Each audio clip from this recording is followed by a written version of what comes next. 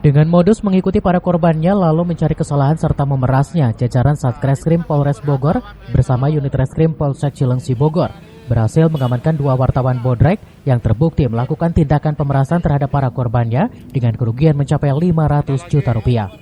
Inilah video rekaman pemeriksaan pelaku pemerasan yang berkedok wartawan yang dilakukan petugas Satreskrim Polres Bogor bersama unit reskrim Polsek Cilengsi.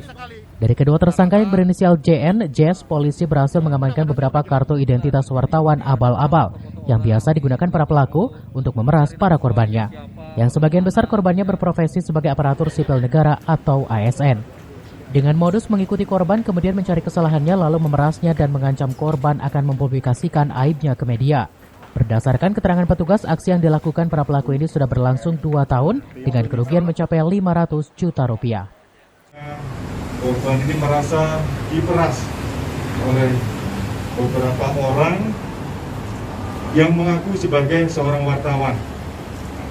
Dari informasi tersebut, dari laporan tersebut, kemudian Polsek Cilengsi bersama Polres Bogor melakukan penyelidikan sehingga bisa melakukan penangkapan terhadap tersangka JS dan juga tersangka JN. Modus operandinya, jadi tersangka ini mengawasi dari beberapa korban. Mereka mengawasi, mencari celah-celah, mencari kesalahan dari beberapa korban. Kemudian dari korban ini diancam, diperas, kalau tidak memberikan uang, memberikan sesuatu ataupun uang, dia akan di-blow up atau disebarkan di dalam medianya.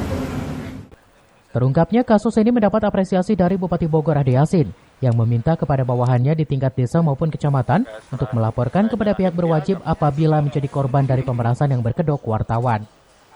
Tindak pidana pemerasan.